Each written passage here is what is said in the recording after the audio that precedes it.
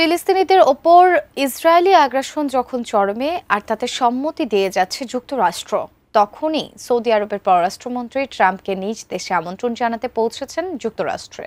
কিন্তু ঠিক তার পরবর্তী মুহূর্তেই খবর পাওয়া যায় ইয়েমেন থেকে ছোড়া ব্যালিস্টিক মিসাইল এসে পড়েছে সৌদি আরবে। নেপথ্যে কারণ কি? বিস্তারিত শিহাব ইসলামের ডেস্ক রিপোর্টে।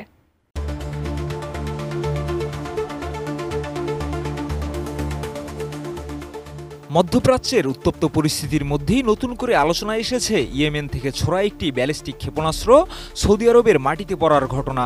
এই ক্ষেপণাস্ত্রটি মূলত ইসরায়েলের দিকে নিক্ষেপ করা হয়েছিল বলে জানিয়েছে আন্তর্জাতিক সংবাদ মাধ্যমগুলো। বৃহস্পতিবার 10 এপ্রিল একাধিক আন্তর্জাতিক সংবাদ মাধ্যম, তুরস্কের আনাদোলু এজেন্সি ও ইসরায়েল ভিত্তিক টাইমস অফ ইসরায়েল পৃথক প্রতিবেদনে এ তথ্য জানিয়েছে। আনাদোলুর বরাত দিয়ে ইসরায়েলি সরকারি সম্প্রচার সংস্থা কেএনএন জানিয়েছে, বুধবার ইয়েমেন থেকে ইসরায়েল অভিমুখে ছোড়া একটি ক্ষেপণাস্ত্র সৌদি আরবের ভেতরে গিয়ে পড়েছে।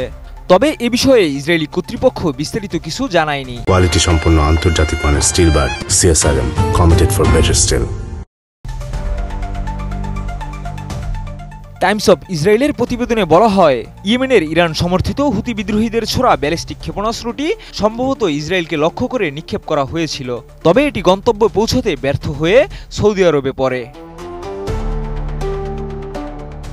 ইসরায়েলি সেনাবাহিনী এই ক্ষেপণাস্ত্র উৎক্ষেপণের বিষয়টি শনাক্ত করেছে।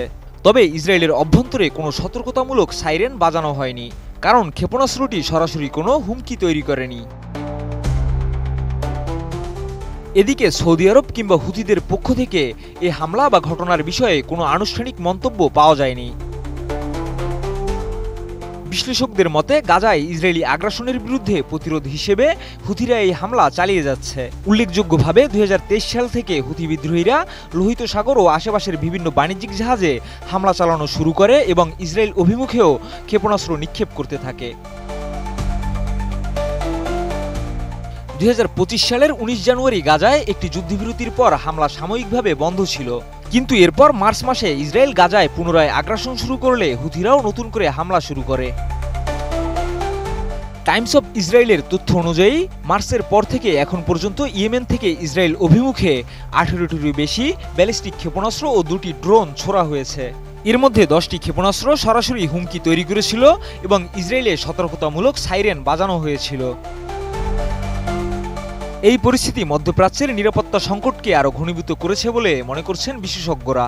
ইয়েমেন থেকে ইসরায়েলকে লক্ষ্য করে হামলা এবং তা সৌদি ভূখণ্ডে গিয়ে পড়া উভয় দেশের কূটনৈতিক ও নিরাপত্তা পরিস্থিতির উপর গভীর প্রভাব ফেলতে পারে বলে আশঙ্কা করা হচ্ছে। শিহাব ইসলাম, এটিএন নিউজ।